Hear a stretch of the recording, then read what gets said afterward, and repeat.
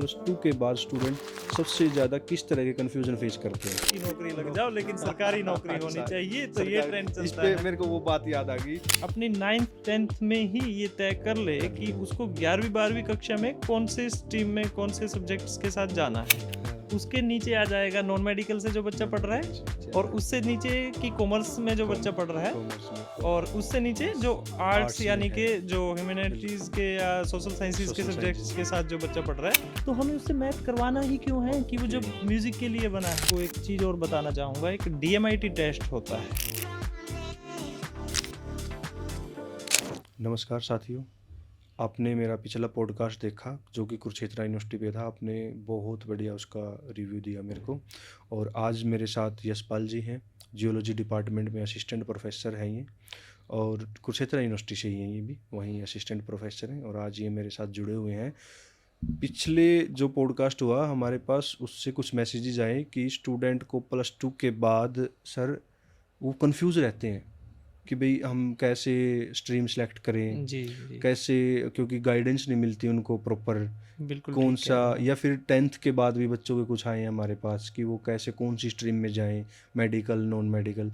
तो सर इसमें ये है कि आप अपने एक्सपीरियंस के बेसिस पर बताएं कि प्लस टू के बाद स्टूडेंट सबसे ज़्यादा किस तरह के कन्फ्यूजन फेस करते हैं।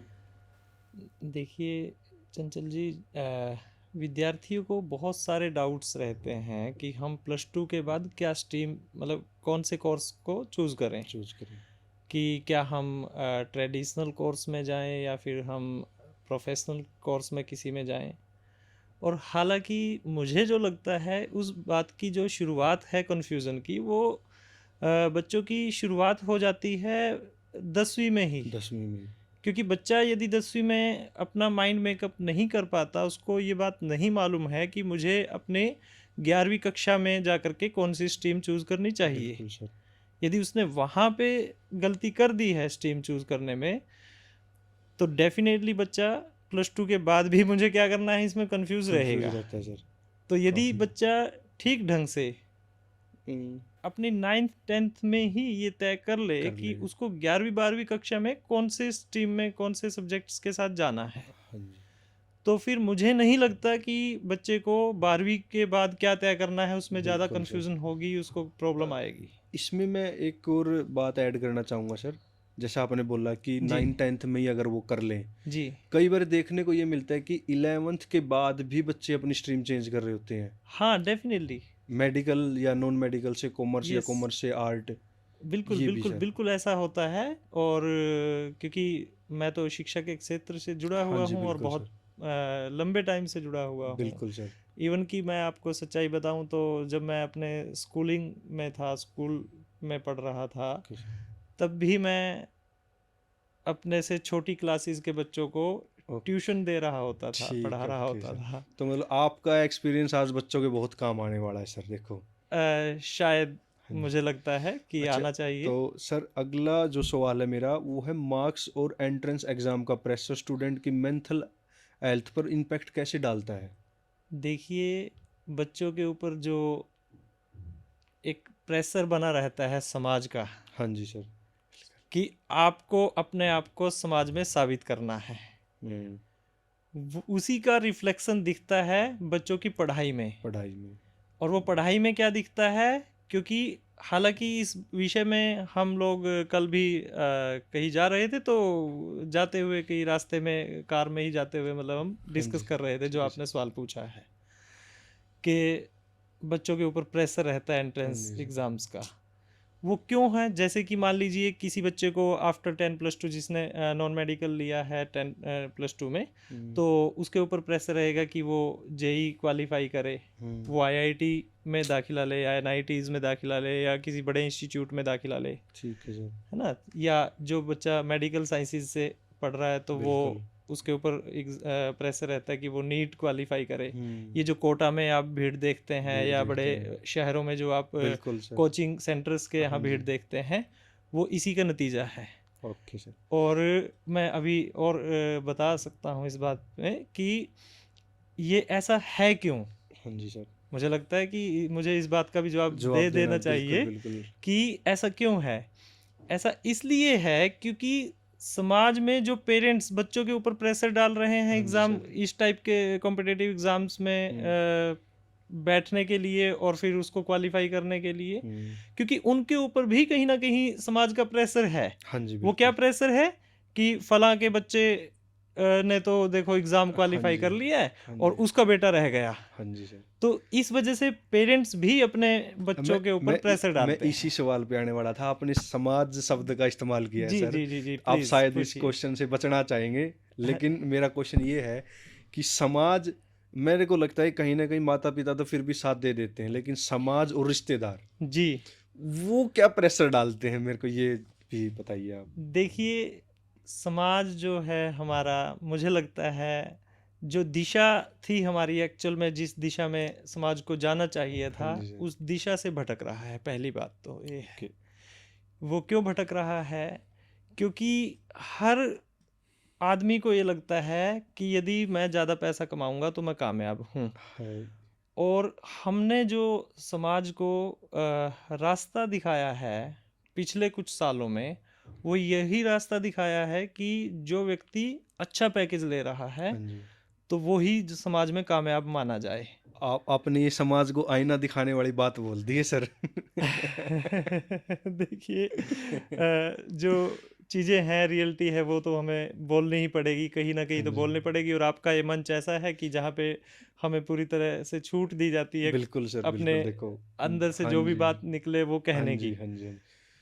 ठीक है। तो सर आपके ऑब्ज़र्वेशन में जो आज के स्टूडेंट को आप देखते हो, जी। तो आपको कहीं न कहीं आपको ये लगता है कि उनमें डिसीज़न मेकिंग की एबिलिटी कम है? अ, कुछ मायनों में कहें तो आपकी बात बिल्कुल सही है कि ठीक है सर। बच्चों में डिसीजन मेकिंग पावर शायद कम होती जा रही है। उसके पीछे कई फैक्टर्स काम करते हैं। लाइक। लाइक, बच्चे आजकल जो, शायद अगर आप सिर्फ करियर से रिलेटेड बात कर रहे हैं, हुँ, पढ़ाई लिखाई से रिलेटेड बात कर रहे हुँ। हैं, तो बच्चे अपने पीयर ग्रुप जो प्रेशर होता है, उनके फ्रेंड सर्कल का जो प्रेशर रहता है, हाँ जी। उसमें कहीं ना कहीं उनके उनसे प्रभावित होकर के कुछ तो डिसीजन ले लेते बिल्कुल, हैं। बिल्कुल। दूसरा, वही हमने जो समाज की बात कही है हाँ जी कि सर। उनको ये लगता है कि स्पेसिफिकली अगर मैं एक पर्टिकुलर एरिया की, कुरुक्षेत्र, जैसे कुरुक्षेत्र विश्वविद्यालय में मैं पढ़ाता हूँ, हमने पहले जिक्र किया, तो इस एरिया की बात करूँ, सराउंडिंग की, मतलब हरियाणा की स्पेसिफिकली यस, बात करूँ तो ठीक है सर। अ, और हो सकता है यही ट्रेंड दूसरे स्टेट्स में भी चलता बिल्कुल। हो, बट मैंने जहाँ तक देखा है, कुरुक्षेत्र डिस्ट्रिक्ट के बहुत सारे स्कूल्स मैं विजिट कर चुका हूँ, किए हैं मैंने, बच्चों को गाइड करने के ओके, पर्पज़ से। ठीक है सर। तो वहाँ ट्रेंड क्या चलता है कि जैसे बच्चा जो मेडिकल साइंसेस के साथ पढ़ रहा है, मान लीजिए हुँ। +1 और +2 क्लास में, तो उसको तो हमने वर्टिकली सबसे ऊपर रखा है। हाँ, उसके नीचे आ जाएगा नॉन मेडिकल से जो बच्चा नॉन पढ़ रहा है, मेडिकल से नीचे आ और रहा है। उससे नीचे की कॉमर्स में जो कॉम बच्चा पढ़ रहा है, कॉमर्स में और और उससे नीचे जो आर्ट्स आर्ट्स में यानी है। कि जो बिल्कुल, ह्यूमैनिटीज़ के या सोशल साइंसेस के सोशल सब्जेक्ट्स साइंसेज़ के के। साथ जो बच्चा पढ़ रहा है, हाँ जी सर। उन सब्जेक्ट्स को सबसे नीचे का दर्जा हमने दिया है। बिल्कुल, बिल्कुल तो सर, ये बात ये जो एक ट्रेंड है, ये ट्रेंड है, गलत है। गलत। हर सब्जेक्ट अपने आप में बहुत मायने रखता है। हुँ, तो ये जो हमें ट्रेंड है वो बदलना पड़ेगा। बिल्कुल सर। अच्छा, इसी से एक सवाल ये बनता है कि जैसे आपने बताया कि भई ट्रेंड सेट है जी, और बच्चे प्रेशर में ऊपर जाना करते हैं कि कॉमर्स से नॉन मेडिकल या नॉन मेडिकल से मेडिकल। जी। तो इसमें ये सवाल है कि गलत स्ट्रीम चूज़ करने से का सबसे कॉमन एकेडमिक रीज़न क्या होता है? गलत स्ट्रीम चूज़ करने के पीछे देखो, अलग-अलग फैक्टर्स काम करते हैं। सबसे पहला जो फैक्टर मुझे लगता है, हुँ, वो यह हो सकता है कि बच्चे को खुद के पोटेंशियल के बारे में ही पता नहीं है पता नहीं। कि इनबॉर्न टैलेंट जो उसको प्रकृति ने या भगवान ने जो दे करके पैदा किया है वो क्या है। क्या है? तो एक तो ये रीज़न सबसे बड़ा रीज़न है। बिल्कुल। दूसरा है कि वही जो पेरेंट्स की एक्सपेक्टेशन है, समाज की बच्चे को लेकर के एक्सपेक्टेशंस हैं, वो भी बच्चे के डिसीजन को मतलब अफेक्ट करती हैं। तो वो भी एक रीज़न है। ओके। और भी इसके पीछे कई रीज़न है, यदि हम किसी दिन फिर डिटेल में बात करना चाहें तो कर सकते हैं। अच्छा, तो सर अभी जैसे हमने ये जो बातें की, जी, इस पे सॉल्यूशन को लेकर के हमने बातें की कि बच्चे ये प्रॉब्लम सॉल्व कैसे करें अपनी, कैसे उनका माइंड डायरेक्शन में आए। जी। तो इस पे एक ये बताइए कि आपके हिसाब से इंटरेस्ट और एप्टीट्यूड जो है उसको मेज़र करने का सबसे प्रैक्टिकल तरीका क्या है? कैसे वो हो सकता है? देखिए, जो मेरा अनुभव है वो ये कहता है कि हमारे समाज में अभी तक जो एप्टीट्यूड को लेकर के, या आप जो कह रहे हैं कि बच्चा, यानी कि एक किस्म से आपने सवाल पूछा है इंटरेस्ट उसका। कि इंटरेस्ट किस चीज़ में है। हाँ। अब जो 10th स्टैंडर्ड का स्टूडेंट है, हुँ, बच्चा है, वो जो स्कूल में पढ़ रहा है, बिल्कुल। या तो उसके टीचर्स इतने बढ़िया ऑब्जर्वेशन के साथ हर बिल्कुल, एक बच्चे पे ध्यान देते हों, ध्यान हर देते एक हैं बच्चे का उनको मालूम हो कि इस बच्चे का इंटरेस्ट इस इस चीज़ चीज़ में, में। इस पर्टिकुलर सब्जेक्ट में ओके। मुझे ज़्यादा तो लगता इसमें है। कहीं न कहीं टीचर्स की इन्वॉल्वमेंट भी बहुत, टीचर्स की इन्वॉल्वमेंट भी बहुत इम्पोर्टेंट और है, इसमें पेरेंट्स का सर। पेरेंट्स की भी इन्वॉल्वमेंट बराबर है।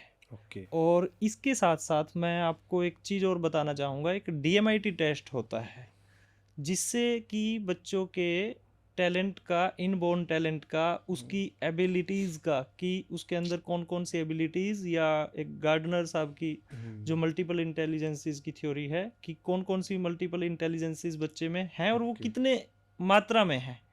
तो उसका पता, डीएमआईटी, डीएमएट इसकी फुल यस। फॉर्म क्या होती है सर? इसकी फुल फॉर्म है ड्रामेटोग्राफिक्स मल्टीपल इंटेलिजेंस ओके, टेस्ट। ये बच्चे को बताएगा उसके यस, ये बारे ये में, बच्चे को उसके ब्रेन में जो न्यूरॉन्स की सेटिंग है, कि सेटिंग है। कितने इंटेंसिटी में किसी ओके। पर्टिकुलर लोब में लाइक न्यूरॉन्स भरे ये हैं। उसकी तरह है जैसे फ़ोन में सेटिंग्स होती हैं कि ये 5G है, 4G है, या इसकी कैपेसिटी इतनी है, या ये यस इस तरह यस से? यस यस, कुछ इसी ओके, तरह से आप ठीक मानिए है। कि उसमें तो हमें ये मालूम पड़ जाएगा कि ठीक है, जैसे आप, अगर मैं थोड़ा सा एक्सप्लेन करना बिल्कुल चाहूँ सर। उसको, तो हमारे ब्रेन के दो पार्ट होते हैं, हाँ एक जी, लेफ्ट ब्रेन, एक राइट राइट ब्रेन। जी।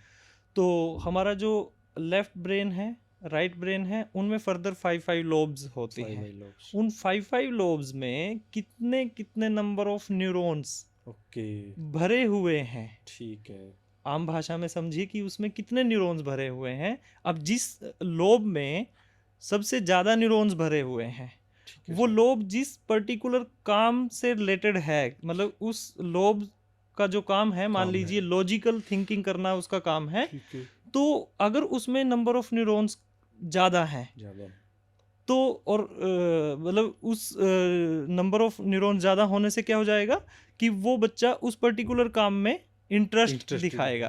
अब हो सकता है उस बच्चे को इन्वायरमेंट उस तरह का ना मिला ना हो कि मिला वो हो। इंटरेस्ट शो कर रहा है। हाँ जी, यानी कि फिर क्या होगा कि यदि या तो टीचर ने बहुत टीचर बारीकी ने से ऑब्जर्व कर लिया, या कर लिया। पेरेंट्स ने बहुत अच्छे से हाँ ऑब्जर्व कर जी, लिया, तब ठीक वो है। बच्चा मतलब समझ पाएगा, या आप हुँ, समझा पाओगे उसको बिल्कुल, कि आपका इंटरेस्ट इस इस डायरेक्शन चीज़ में में। है, शायद इस फील्ड में है, तो आप यहाँ जाइए। अदरवाइज आपको फिर ये टेस्ट कराना ही पड़ेगा। ओके। तो सर हमने अभी इंटरेस्ट और एप्टीट्यूड की बात करी। जी। मेरा अभी ये सवाल है कि आज के टाइम में कोई एवरेज बच्चा भी सक्सेसफुल बन सकता है? अगर बन सकता है तो वो कैसे? ओके, देखिए, पहली तो बात, जैसे हमने आपने जो सवाल पूछा हाँ है जी सर। कि एवरेज बच्चा, ओके सर। मतलब मेरी लाइफ का एक्सपीरियंस आज तक का ये कहता है, जो कि इवन कि मैं स्टूडेंट भी रहा तब का, हाँ और जी मैं सर। अब टीचिंग भी कर रहा हूँ तब ठीक से, है। कोई भी बच्चा एवरेज नहीं होता। एवरेज नहीं। एवरेज कहाँ कह रहे हैं हम उसको?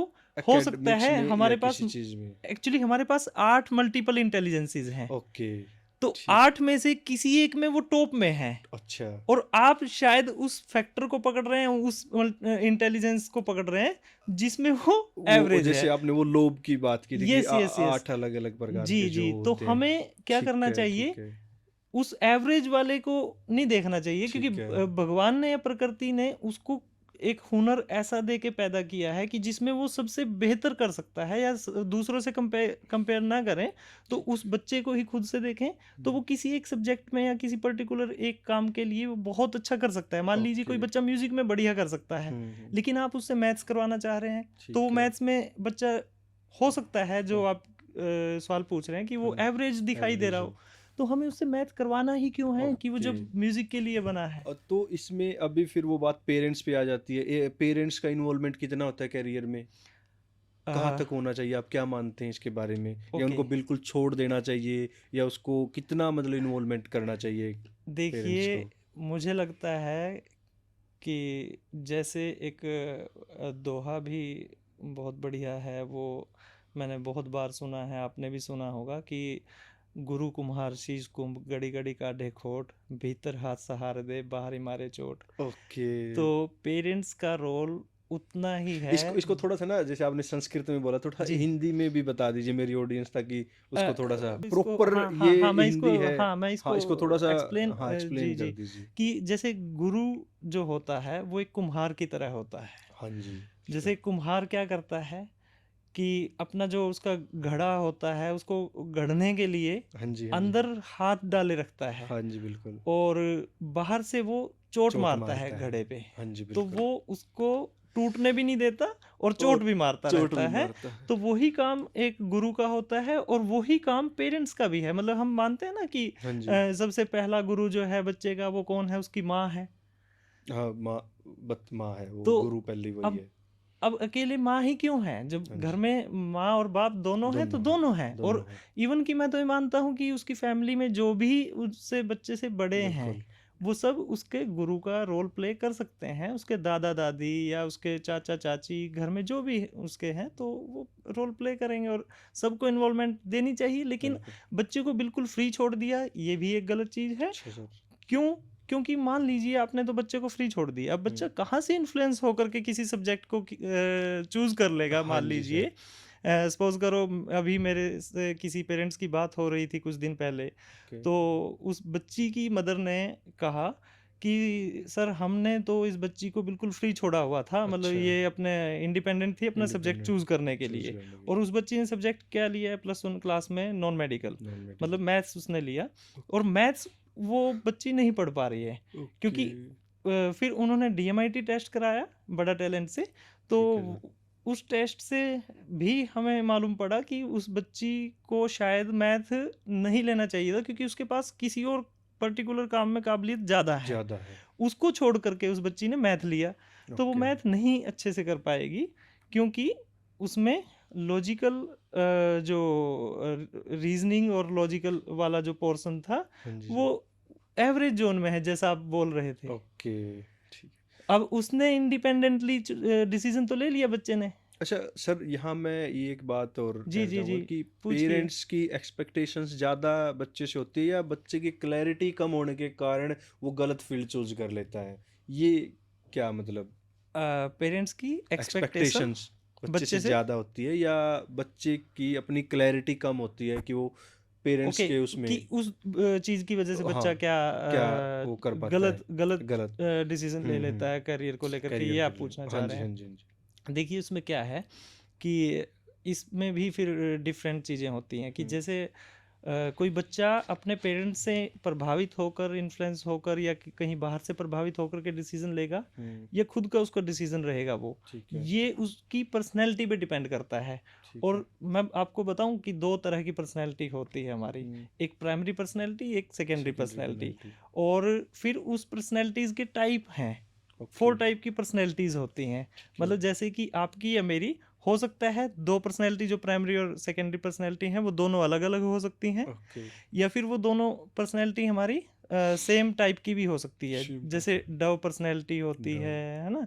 तो वो डव पर्सनैलिटी वाला आदमी इन्फ्लुएंस होकर के डिसीजन ले लेता है ज़्यादातर। अच्छा, अच्छा, तो इसमें पर्सनैलिटी कैसी होती है डव की? डव पर्सनैलिटी जैसे एक हो ओके, सकती है, ठीक है, डोमिनेंट पर्सनैलिटी हो सकती डोमिनेंट, है, इन्फ्लुएंशियल पर्सनैलिटी एक हो सकती है। ओके, तो ऐसे करके हमारे पास 4 अलग अलग तरह की अलग-अलग पर्सनैलिटी चीज़ होती होती हैं। हैं, ठीक तो है, उनमें से ये जो डिसीजन टेकिंग की आप बात कर रहे हैं कि बच्चे ओके, ने पेरेंट्स की एक्सपेक्टेशन को पूरा करने के लिए यदि डिसीजन लिया है, तो इसके बहुत हाई चांसेस हैं कि बच्चे की पर्सनैलिटी डव होगी। ओके।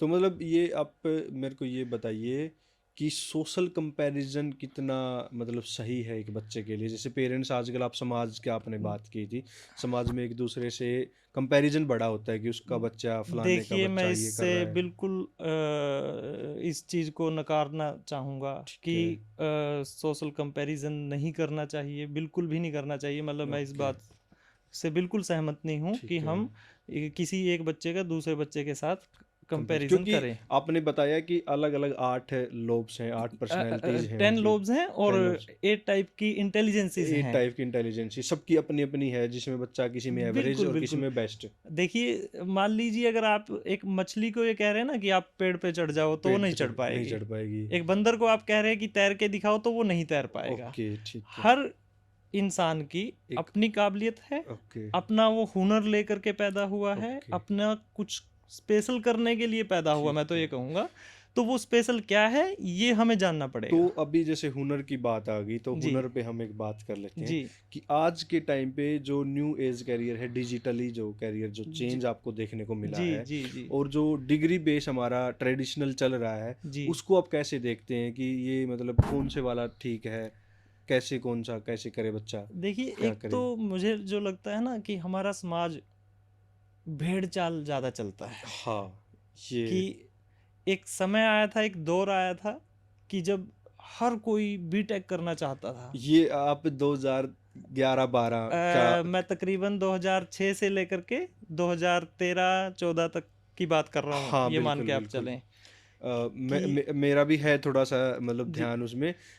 कि आपने थोड़ा-सा हर इसको कोई लंबा कर टेक्निकल दिया, यस, लेकिन यस। मैं बताऊँ आपको वो 11-12 और फिर उसके बाद एसएससी सीजीएल का मैं हाँ, आया थोड़ा-सा हाँ, कॉम्पिटिटिव एग्ज़ाम्स को लेकर हाँ, के। तो एकदम से फिर कॉम्पिटिटिव एग्ज़ाम का चलेगा हाँ, और हरियाणा में तो ख़ास करके चलता है कि बिल्कुल सर, बेशक बिल्कुल। आप ग्रुप डी की कि नौकरी लग जाओ, नौकरी लेकिन सरकारी नौकरी होनी अच्छा, चाहिए, तो ये सरकारी ट्रेंड इस चलता पे है। मेरे को वो बात याद आ गई, रणदीप हुड्डा जी वाली। उसका भी जी, बहुत लोगों ने ट्रोल किया उस पे, उन्होंने कि भई इतने दूर, बोले अगर सरकारी नौकरी होती तो जी। ये यहीं हो जाता, ये हो जाता। ये बड़ा मतलब मुझे को खराब सॉरी, लगा। मैं उस बात से मतलब अभी मुझे नहीं मालूम है अच्छा, उसके बारे में ओके, कि क्या उन्होंने कहा था या ठीक क्या है सर। हुआ, बट मैं जस्ट ये कहना हुँ। चाह रहा हूँ कि ये हमने एक ट्रेंड सेट किया हुआ हाँ, समाज ने ना। ट्रेंड की तो मैं बात कर रहा हूँ, वो आप शायद सोशल मीडिया तो से दूर रहते हैं, आपको हाँ, इसीलिए उस बात का पता नहीं है। हाँ, हाँ, हाँ, सोशल मीडिया मैं यूज़ करता हूँ, ओके, लेकिन उतना ही यूज़ करता हूँ हाँ, जितना करना चाहिए। मुझे ओके, लगता है कि अपने ठीक है। फ़ायदे के लिए जो मेरी चीज़ें हो बिल्कुल, सकती हैं वहाँ से, तो ठीक मैं है। यूज़ करता हूँ। तो चलो आपने इसके ऊपर अ, कमेंट कर ही दिया है, तो जी, बच्चों के लिए ये कितनी बेहतर है या कितनी मतलब उसको बचना चाहिए या यूज़ करना चाहिए किस तरह से देखिए, social media? Social media platforms अगर आप स्कूली बच्चों के लिए कहें, ओके सर। तो मुझे लगता है कि उनको यूज़ बहुत कम करना चाहिए या ओ करना ही नहीं चाहिए। ओके। और दूसरा ये है कि जो हम बात कर रहे थे कि एआई और ये दूसरी चीज़ें हाँ, मतलब ठीक है, मेरे ख्याल से मेरा आंसर अभी अधूरा रह हाँ जी, गया उसमें। बिल्कुल, बिल्कुल। और कि बच्चा मतलब एआई बेस्ड या आप ये कह रहे हैं एक कि तरह से इस तरह की स्किल्ड जो स्किल है वो स्किल बेस्ड डिग्री करे, डिग्री करे या यानी कि सिंपल डिग्री जो प्रोफेशनल ट्रेडिशनल। प्रोफेशनल हाँ, डिग्रीज के लिए कैसे जाए करे? बच्चा, या ट्रेडिशनल कोर्सेज भी करने हाँ, चाहिए, कौन बिल्कुल। सा बेहतर है। ये फिर वही बात हो जाती है कि जब तक हमें ना मालूम हो कि कौन सा बच्चा किस काम को करने के लिए बना है, हुँ, तो हम किसी भी बच्चे को सलाह नहीं दे सकते कि आपको एआई से रिलेटेड कोई कोर्स कर लेना हाँ चाहिए, जी, आपको बीटेक कर लेनी चाहिए, या ओके, आपको डॉक्टर बन जाना चाहिए। ठीक है सर। अब मान लीजिए ट्रेडिशनल कोर्सेज में जो हम स्पेसिफिकली बात करते हैं, सोशल साइंसेज के जो भी सब्जेक्ट्स हैं, हाँ जी, उनको लोग मानते हैं कि जैसे मान लीजिए किसी को बीए करनी है या अच्छा, जैसे किसी को एमए करनी एमए है, करनी है, तो उन कोर्सेज में यदि कोई बच्चा जा रहा है, तो उनको तो हमने नकार दिया कि ये नकार दी, सब्जेक्ट्स तो कुछ ये तो है है ही ही नहीं। नहीं। हाँ जी, लेकिन मैं ये कहता हूँ कि यदि हमारे समाज में उन सब्जेक्ट्स को पढ़ने वाले लोग नहीं रहेंगे, ओके। तो फिर इस समाज की दिशा जो है वो समाज जो है गलत दिशा में चला जाएगा, दिशा ओके। भटक सकता है, तो क्योंकि हमें वो आपने दिशा दिखाने वाले सोशल सब्जेक्ट्स हैं। सोशल साइंसेज़ के लिए बहुत ही स्ट्रॉन्ग कमेंट आपने दे दी है ये कि भई ये बहुत ज़रूरी है। बिल्कुल, बिल्कुल इनको बिल्कुल सर, देखिए क्या है कि हमारे लिए लेकिन समाज ने इनको हाशिए पे रखा है हमेशा। हाशिए पे रखने की कोशिश हो हाँ, रही है, कोशिश। बहुत जगह से कोशिश हो रही हाँ है। जी, और सिर्फ यदि टेक्निकल लोग रहेंगे, ओके। एआई को जानने वाले, सॉफ्टवेयर्स बनाने वाले इंजीनियर्स ही रहेंगे, तब हुँ, भी काम नहीं हमारा चल सकता। बिल्कुल। और यदि सोशल साइंसेस को पढ़ने समझने वाले समझाने वाले लोग नहीं होंगे, तो भी काम नहीं चलेगा। तो ओके। हमें बैलेंस अप्रोच के साथ चलना चाहिए। और बैलेंस अप्रोच सबसे ज़्यादा यही ओके। है कि हमें पहले ये मालूम हो कि कौन आदमी किस चीज़ के लिए बना है, कौन सा बच्चा हमारा ठीक है। किस तो चीज़ को ये फिर मेरा वही बेहतर कर क्वेश्चन है, सकता आपने है। बैलेंस अप्रोच की बात करी है, जी। तो आप बताइए स्टूडेंट के लिए एक सिंपल करियर डिसीजन फ्रेमवर्क देना हो आपको, तो वो ओके। आप कैसे देंगे या क्या होगा वो? अ, मुझे लगता है, एक तो मैंने जैसे आपको पहले कहा कि टीचर्स उसमें बहुत इम्पोर्टेंट रोल प्ले इम्पोर्टेंट करते हैं। प्ले टीचर को करते हैं। बारीकियों से समझना पड़ेगा। अगर मैं आपको सच बताऊं कि जब मैं अपने 6 स्टैंडर्ड में था, इवन कि मैंने गवर्नमेंट स्कूल से पढ़ाई की है, जबकि आज की डेट में तो गवर्नमेंट स्कूल्स को लोग बिल्कुल बिल्कुल प्रेफर नहीं करते, प्रेफर नहीं करते, मतलब बहुत कम प्रेफर करते बहुत हैं। कम। या यूं मान के चलिए कि लोग ये समझते हैं कि जो गवर्नमेंट स्कूल में बच्चा पढ़ रहा है तो शायद वो सक्सेसफुल नहीं हो पाएगा। ओके। तो मेरे टीचर ने मुझे समझ के समझ। मुझे ये बताने की कोशिश की है ओके। उस 6 स्टैंडर्ड में ही कि आपका साइंस में मुझे इंटरेस्ट ज़्यादा लगता है, तो आप +1 क्लास में जैसे होंगे, यानी कि 10वीं के 10वीं बाद के जो आप बाद। पढ़ाई करेंगे तो ओके। साइंसेस में करें तो ज़्यादा बेहतर अच्छा, है। ये आपके टीचर ने 6th क्लास 6 में क्लास में बता आपको दिया बता था। दी। यस। तो मतलब इससे पता चलता है कि उन टीचर की ऑब्जर्वेशन टीचर की स्किल्स ऑब्जर्वेशन बहुत कितनी बढ़िया थी। स्ट्रांग होगी। पर फिर इसमें मैं एक बात और ऐड करना चाहूँगा हुँ, कि मेरी क्लास में 5वीं कक्षा में तकरीबन, क्योंकि गवर्नमेंट स्कूल्स में हुँ, संख्या खूब होती थी उस वक्त में, ओके। तो कम से कम 60 स्टूडेंट्स थे, 60 बच्चे थे। हुँ, तो उन 60 बच्चों में से 60 के 60 को तो सर ने नहीं बता दिया था, हुँ, क्योंकि शायद वो सबको ऑब्जर्व नहीं कर पाए। ओके। तो एक तो नंबर ये है कि हम इससे बता सकते हैं कि हमारा टीचर या हमारे पेरेंट्स या हमारे हुँ, आसपास में कोई व्यक्ति ऐसा हो जो हमें हुँ, ऑब्जर्व कर रहा हो। ठीक है। उससे हम अ, पता लगा सकते हैं कि हुँ, कहाँ हमें जाना चाहिए। दूसरा, मैंने अभी जिक्र किया कि डीएमआईटी टेस्ट एक बहुत बेहतर ऑप्शन है आज की डेट में। ओके, और मैं एक दिन कुछ देख रहा था, स्क्रॉल कर रहा था, ओके, मतलब जैसे सोशल मीडिया पे, ठीक है। तो वहाँ पे मेरे सामने एक वीडियो आया, शायद वो पुराना है, कि उसमें मोदी साहब खुद हमारे देश के प्रधानमंत्री जी हाँ, एक रिकमेंड बार कर रहे हैं रिकमेंड कि किया था, डीएमआईटी टेस्ट उन्होंने बच्चों किया का था, हमें हाँ कराना जी। चाहिए। और एक और बड़े यूट्यूबर हैं, हालांकि अगर आप इजाज़त दें तो मैं उनका नाम अगर बिल्कुल, आपके प्लेटफॉर्म पे कोई ले दिक सकता हूँ। हाँ जी सर। डॉक्टर विवेक बिंद्रा जी हैं। ओके, उनका मैंने एक पूरे का पूरा सेमिनार या वेबिनार कुछ उन्होंने किया, तो हाँ, उसमें देखा कि वो बहुत स्ट्रांगली रिकमेंड कर रहे हैं कि ओके, डीएमआईटी टेस्ट कराने के हुँ। लिए।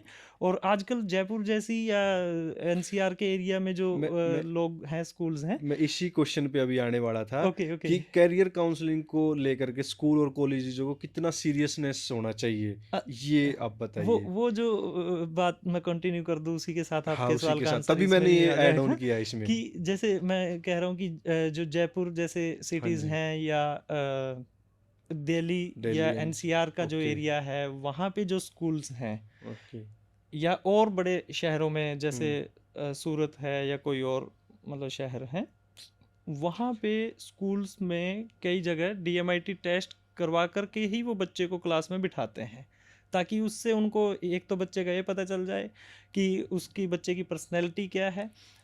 उसके अंदर ओके, 8 जो मल्टीपल इंटेलिजेंसी छिपी पड़ी हैं, ठ उनमें से कौन सी हाई है, कौन हाई सी है, एवरेज है, या कौन सी ओके, उससे कम है, ये सब पता चल ठीक जाएगा। है, और इसके अलावा उन बच्चों का जो क्वेश्चंस होते हैं, क्योंकि हुँ, लोगों ने आई थिंक ज़्यादातर ने आईक्यू ही सुना होता है, हाँ, आईक्यू जबकि ही, 4 क्वेश्चंस होते हैं। ओके, जैसे क्रिएटिविटी क्वेश्चंट एक होता है, ए आईक्यू इंटेलिजेंस इंटेलिजेंस का जो है, मतलब ठीक वो है सर, क्वेश्चंट होता है तो ना कि आईक्यू आईक्यू नॉर्मली जो लेवल हम कितना लोग है? बोलते हैं, जबकि कितना? आम जनता ने, आम लोगों ने, मुझे लगता है सिर्फ एक ही आईक्यू क्वेश्चन ही आईक्यू सुना, ही सुना हाँ होता है। जी, जबकि क्वेश्चंट्स जो हैं वो 4 होते हैं। ओके, तो एडवर्सिटी क्वेश्चंट एक होता है। ओके, तो एडवर्स कंडीशंस में, यानी कि बच्चा आपका कैसे बिहेव करेगा, ठीक है, तो ये एडवर्सिटी क्वेश्चंट से हमें मालूम पड़ता है। हुँ, उसके अंदर क्रिएटिविटी कितनी है, तो ये ओके, हमें जो है सीक्यू से पता चलता है। ठीक है, तो हमें यदि मालूम पड़ जाए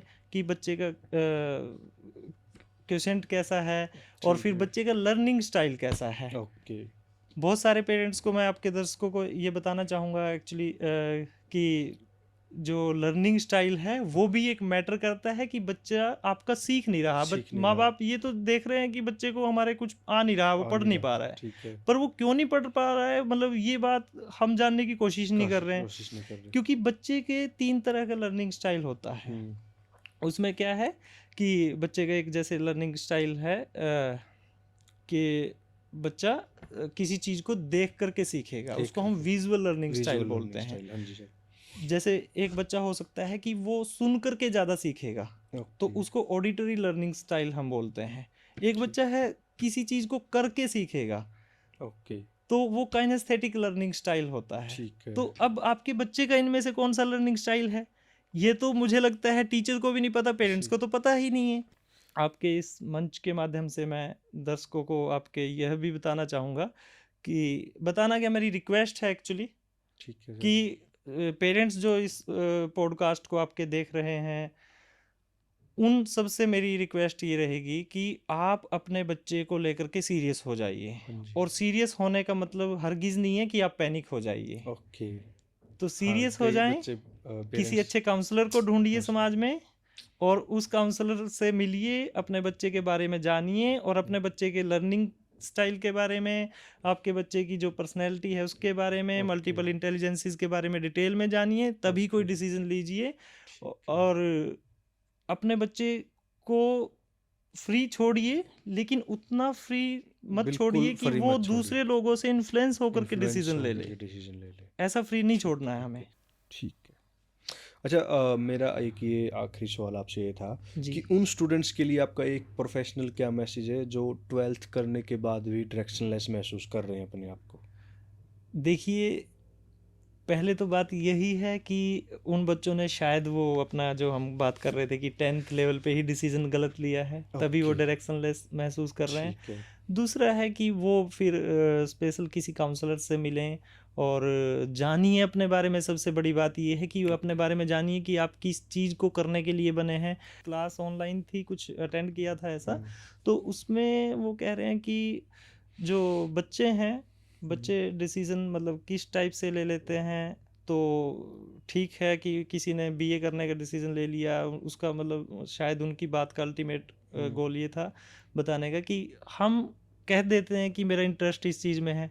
हो सकता है सुबह मैं सोच रहा था कि मैं क्रिकेटर बनूं, हाँ, और शाम आते-आते तक मुझे लगने लगा कि मैं 4 वकील दोस्तों के साथ, मतलब मेरे हो सकता है कि साथ में कोई मेरे सीनियर पढ़ने हाँ, वाले थे कि वो अब वकालत कर रहे हैं। ठीक है, तो उनके साथ बैठा तो वहाँ से मुझे लगा कि मुझे तो वकालत करनी वकालत चाहिए, करनी या चाहिए। मुझे अपने बच्चे से, यदि मैं पेरेंट हूँ तो मुझे अपने बच्चे से वकालत करवानी चाहिए। हुँ, और फिर अगले ही दिन कुछ और लगने लगा। ओके, और फिर मान लीजिए आप करियर में चले भी गए कि हुँ, आपने कोई करियर चूज़ किया, कि किसी ने कोई इंजीनियरिंग की स्ट्रीम चूज़ की और उसने बच्चे ने वो इंजीनियरिंग करके जॉब करनी शुरू कर दी, और उसको बाद में वहाँ जाने के बाद असल में पता चला कि मैं तो इस चीज़ के लिए बना ही नहीं बना था। ही नहीं था। तो फिर कुछ समय बाद उसको जब रियलाइज़ हुआ, तो वो उस ट्रैप में फंस गया कि अब उसकी शादी हो गई, अब उसके बच्चे हो गए, वो हाँ, परिवार को संभालने वाला सँभालने हो वाला गया। हो तो अब गया, वो वहाँ से च एक स्टेप बैक ले आकर के आ नहीं सकता। मान लीजिए उसको